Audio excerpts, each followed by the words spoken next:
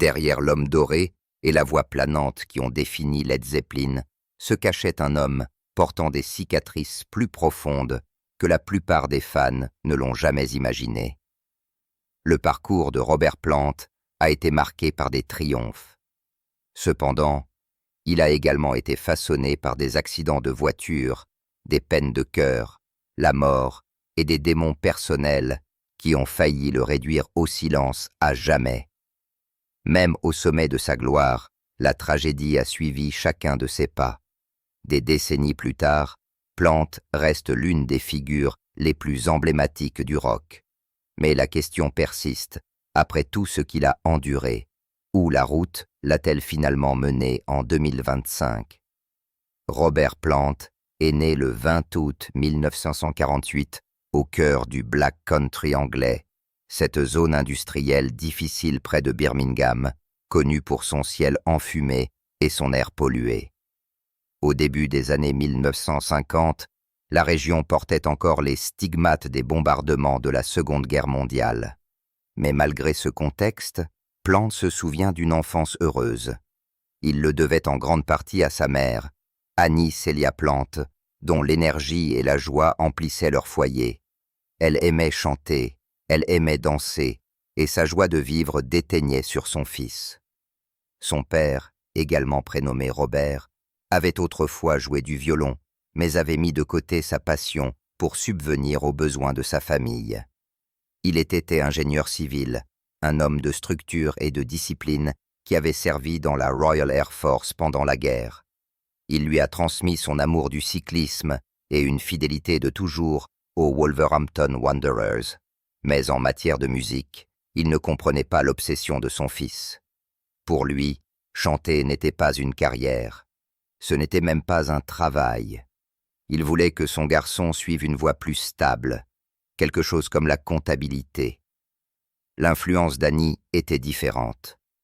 Elle était en partie Rome, et Robert a adopté ce côté de son caractère. Ses boucles sauvages, sa créativité et son esprit libre l'ont marqué. Il se souviendrait plus tard que ses cheveux étaient si épais qu'il était impossible de les brosser. Un petit détail qui semblait symboliser l'esprit indomptable plus vaste qu'elle portait en elle. À l'âge de 9 ans, Robert faisait déjà semblant d'être Elvis, chantant dans sa brosse à cheveux. Adolescent, son père l'emmenait dans un club de blues local, le Seven Stars à Stourbridge, où il a eu son premier avant-goût de la scène. Il a commencé à chanter avec le groupe maison, le Delta Blues Band, plongeant ses pieds dans le monde du spectacle vivant. En 1963, à seulement 15 ans, il s'est retrouvé sur scène presque par accident. Il traînait souvent avec le groupe de son ami, les Jurymen, les aidant à trimballer leur matériel, mais n'osant jamais chanter. Un soir, alors que leur chanteur est tombé malade avant un concert au Bull's Head Pub à Lye, le groupe a poussé Robert à le remplacer. Nerveux mais volontaire, il a pris le micro. Le souvenir de cette nuit dépend de qui raconte l'histoire. Plant se souvient de cette expérience comme étant angoissante, disant qu'il ne pouvait même pas faire face au public avant la fin des chansons. Mais pour ceux qui regardaient, comme le batteur John Dudley, c'était une autre histoire. Ils ont vu un adolescent qui se comportait avec assurance. Sa voix retentissante remplissait la pièce et attirait l'attention de tous. Quoi qu'il ressente à l'intérieur, la foule ne voyait que du talent brut. Cette nuit a marqué le début du parcours de Plant avec les groupes locaux, et il est rapidement devenu très demandé. Mais l'école et la musique ne faisaient pas bon ménage. Plus il jouait, moins il se souciait des cours. Ses parents se sont inquiétés, surtout lorsqu'il a rejoint les Crawling King Snakes, un groupe de blues qui a rendu ses ambitions plus claires que jamais. Ses notes ont baissé, les tensions à la maison ont augmenté, et ses professeurs se sont lassés de ses absences. Bien qu'il ait réussi ses examens de justesse, il a finalement été expulsé. À 17 ans, Robert Plant a décidé de quitter la maison et de se consacrer à la musique pour de bon. Pour subvenir à ses besoins tout en poursuivant son rêve, il a fait des petits boulots, dans la construction, la pose de goudron, et même un passage chez Woolworths. Parallèlement, il enregistrait des singles originaux avec CBS Records et passait d'un groupe à l'autre. C'est à cette époque qu'il a rencontré le batteur John Bonham, une rencontre qui allait façonner tout ce qui a suivi. Les deux hommes ont immédiatement accroché sur le plan musical et personnel, et en 1966, ils ont lancé le Band of Joy, mélangeant le blues brut avec les sons psychédéliques qui déferlaient à la fin des années 60. À l'été 1967, Plant avait à peine 18 ans et essayait déjà de percer. Il avait sorti un single solo intitulé Our Song et progressait avec Band of Joy. Mais cet été a également apporté un revers soudain. Au volant de sa vieille camionnette Ford à travers West Bromwich, Plant s'est engagé sur une route principale, a accroché une autre voiture et a percuté un arbre. L'accident n'était pas grave, mais il l'a conduit au tribunal pour conduite imprudente et inattentive. Il a plaidé non coupable et son manager de l'époque, Mike Dolan, a rapidement saisi l'occasion de transformer l'audience en un coup de pub pour le groupe. Lorsque Plant est arrivé au tribunal, il a profité du spectacle. Vêtu de la tête aux pieds à la mode hippie, ce que le Liverpool Daily Post a appelé un costume oriental et une pièce d'échecs de mariés indiens, il s'attendait à une foule. Au lieu de cela, seuls 7 amis et camarades de groupe se sont présentés. Des enfants des fleurs autoproclamés, tenant des pancartes sur lesquelles on pouvait lire des slogans tels que « Ne le plantez pas, fumez-le » et « Robert Plant doit être libéré ». En fin de compte, le juge a rejeté l'affaire pour manque de preuves, mais l'attention qu'elle a suscitée a été mitigée. Les journaux de toute l'Angleterre ont repris l'histoire, de Liverpool à Birmingham, en passant par Londres.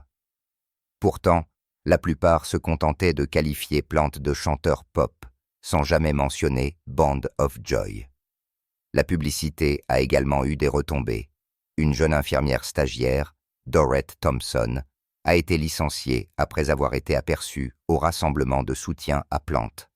Pour le groupe lui-même, le bruit n'a pas donné grand-chose.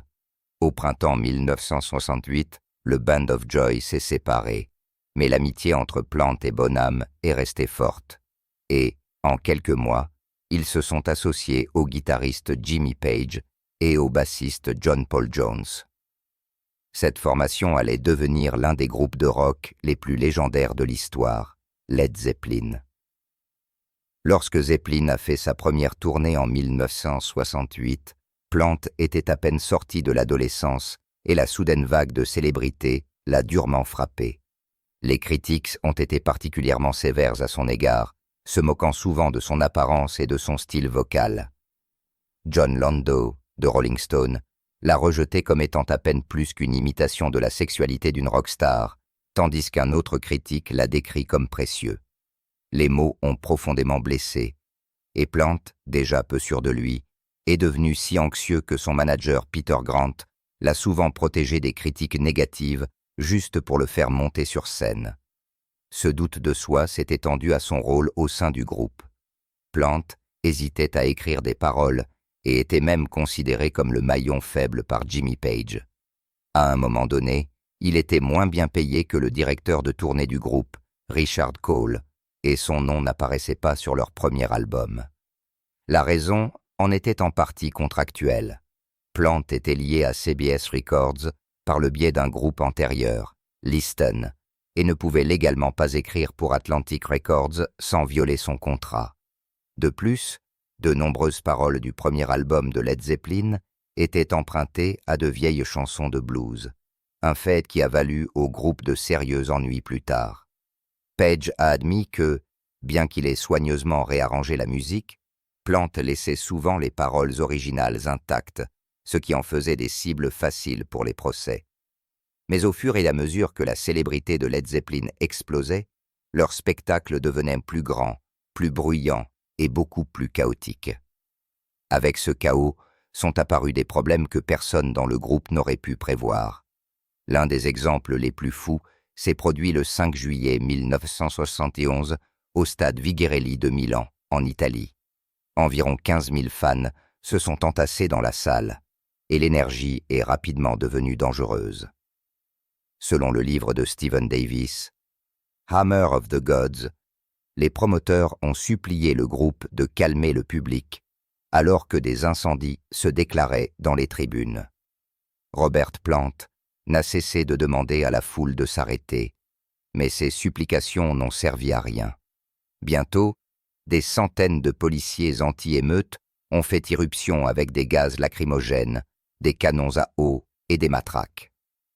La panique a suivi. Les fans se sont précipités vers la scène. La fumée a envahi l'air et le groupe a dû abandonner ses instruments et courir pour se mettre en sécurité. Dans le chaos, l'un de leurs roadies a été frappé à la tête avec une bouteille cassée et transporté d'urgence à l'hôpital. Jimmy Page a décrit plus tard la scène comme un pandémonium, disant qu'elle l'avait terriblement ébranlé.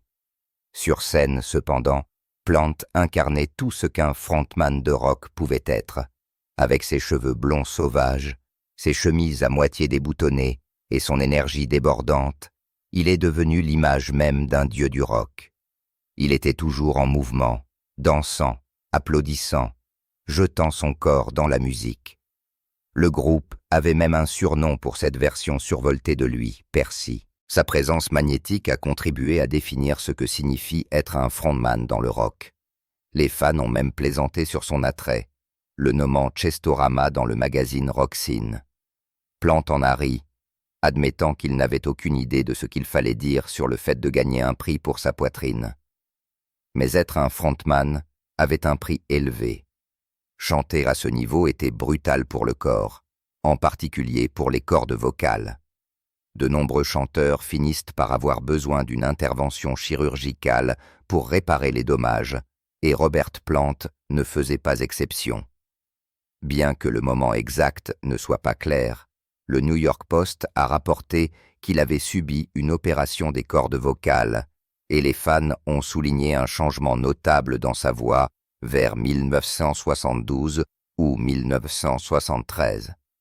Ses performances ultérieures étaient plus sobres par rapport aux hurlements bruts de ses premières années, ce qui a convaincu beaucoup de gens que l'opération l'avait forcé à protéger sa voix plus attentivement. Plus Zeppelin grandissait, plus les choses devenaient dangereuses.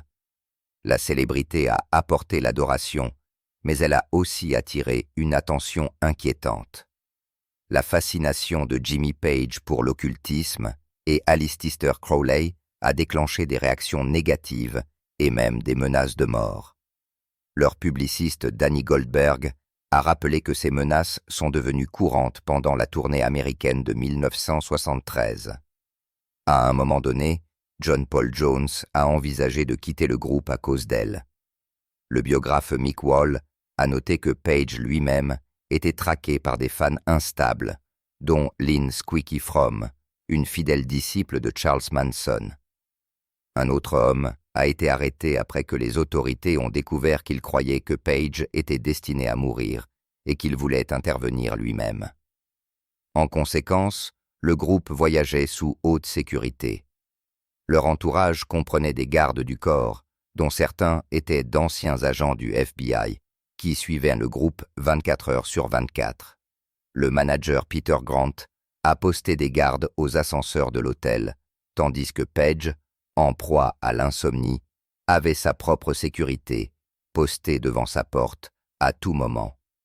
Même avec ce niveau de protection, Zeppelin n'a pas pu échapper au problème. Le 29 juillet 1973, la dernière nuit de leur tournée américaine, la catastrophe a frappé.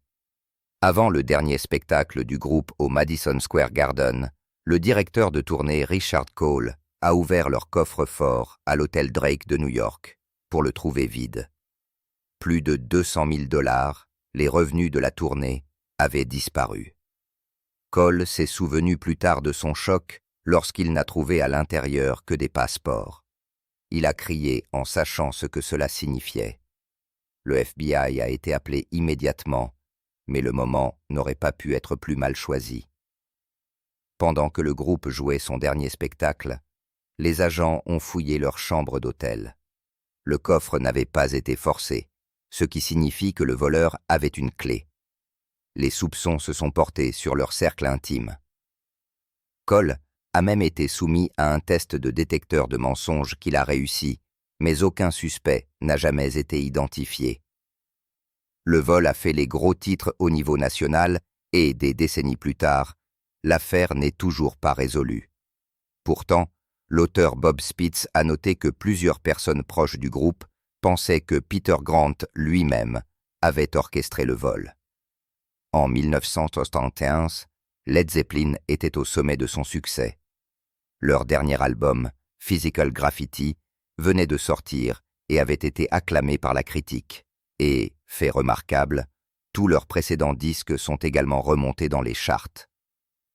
Ils étaient en train de conquérir l'Amérique du Nord avec une tournée massive et ont même réussi à afficher complet 5 soirs de suite à l'Earls Court Arena de Londres, la plus grande salle de spectacle de Grande-Bretagne à l'époque.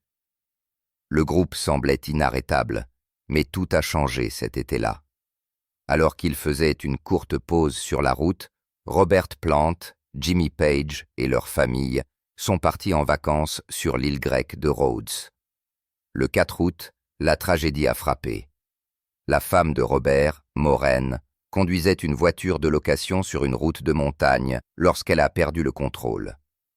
La voiture a dégringolé de la falaise et s'est écrasée contre un arbre. À l'intérieur se trouvaient Robert, Maureen, leurs enfants, Carmon et Carac, et la jeune fille de Jimmy Page, Scarlett. L'accident a été brutal. Les 2 enfants ont eu des fractures. Le corps de Robert a été projeté contre Morin, lui laissant une jambe et un coude brisé. Les blessures de Morin étaient si graves que Robert a d'abord cru qu'elle était morte. Son crâne et son bassin étaient fracturés et elle avait besoin d'une transfusion sanguine.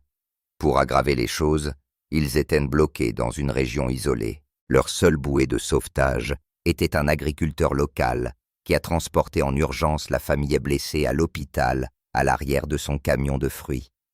Tout le monde a survécu, mais le chemin de la guérison a été long. La jambe de Robert a été plâtrée de la hanche aux orteils. Il a passé 6 mois dans un fauteuil roulant et une autre année à s'appuyer sur une canne. L'énergie insouciante qui le définissait autrefois a disparu, remplacée par une vision plus calme et plus sérieuse. L'accident l'a non seulement mis sur la touche physiquement, mais a également forcé Led Zeppelin à annuler le reste de sa tournée. Malgré ses blessures, Plant a refusé d'abandonner la musique.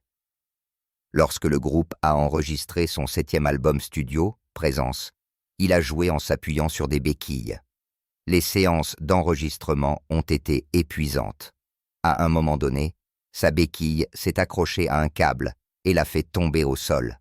Jimmy Page, d'ordinaire réservé, a traversé la pièce en courant pour l'aider à se relever, un moment dont Plant se souviendrait plus tard avec un mélange d'humour et de gratitude. Après avoir été déclaré indemne de toute autre lésion à la cheville, il s'est ramené en fauteuil roulant dans le studio, a enregistré les voix planantes d'Achille Last Stand et est ressorti en fauteuil roulant. En 1967, Led Zeppelin avait retrouvé sa domination. 7 de leurs albums figuraient en bonne place dans les charts et ils étaient en pleine tournée américaine à succès. Mais tout s'est effondré à la Nouvelle-Orléans le 26 juillet.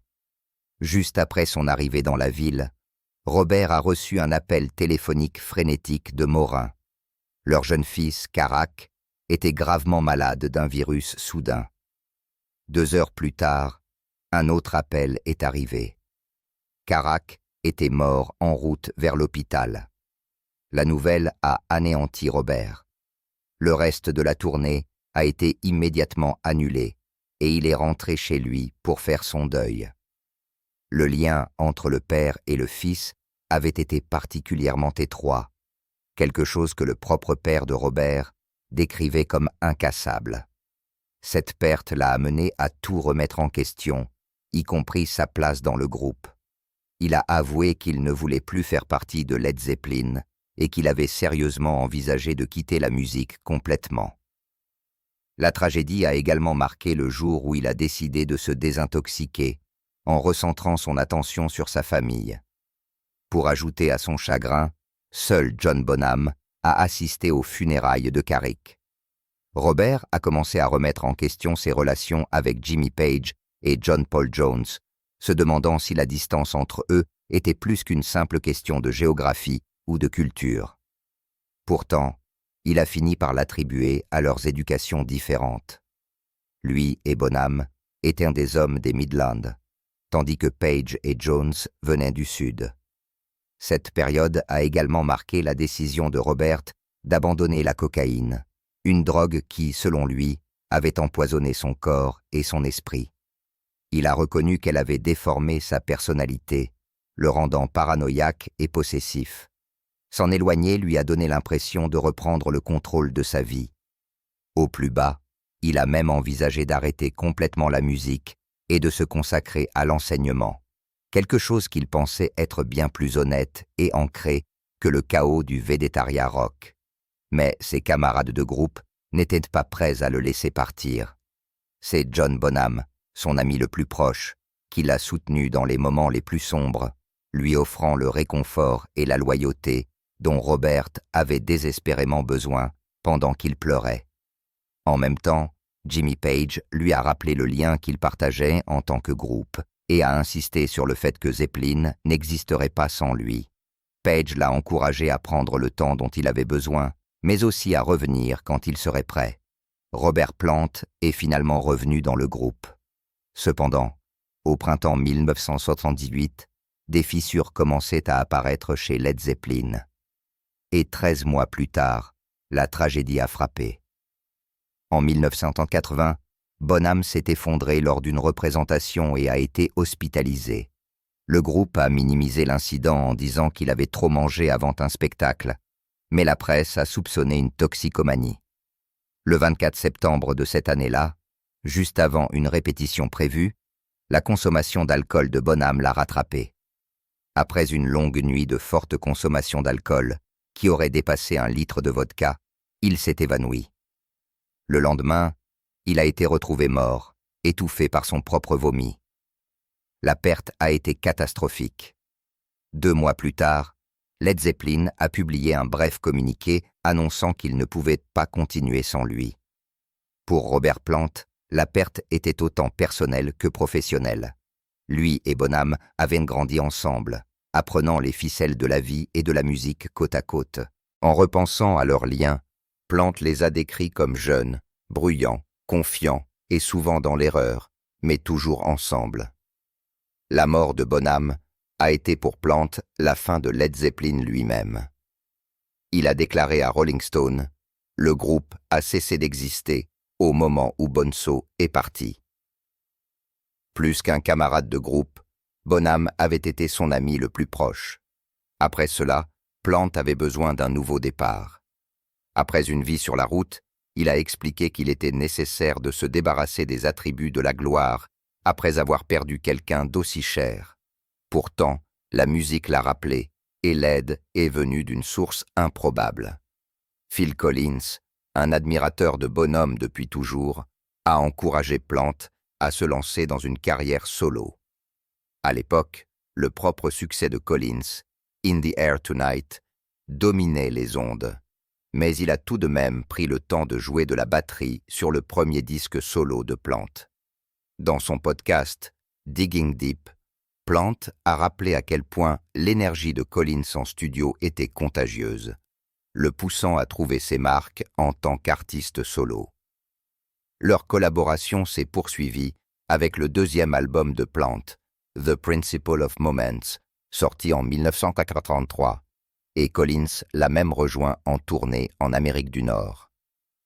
Plant décrira plus tard Collins comme une force énergique et positive qui l'a relevé quand il en avait le plus besoin. Mais la route à venir a apporté de nouveaux défis. Au début des années 1990, Plant a été confronté à un problème de santé qui a failli le réduire au silence pour de bon. Un spécialiste londonien l'a averti que sa voix disparaîtrait dans les 6 mois, si endommagé qu'il ne pourrait même plus parler. Cela ressemblait à un verdict mettant fin à sa carrière. D'autres chanteurs, d'Elton John à Steven Tyler, s'étaient remis de problèmes similaires et Plant a refusé d'accepter la défaite. Il a suivi un traitement et s'est rétabli, prouvant que les prédictions désastreuses étaient fausses. Malgré la frayeur, il a continué à sortir plusieurs autres disques tout au long des années 1990 et au-delà, faisant preuve de la résilience qui avait défini sa carrière depuis le tout début.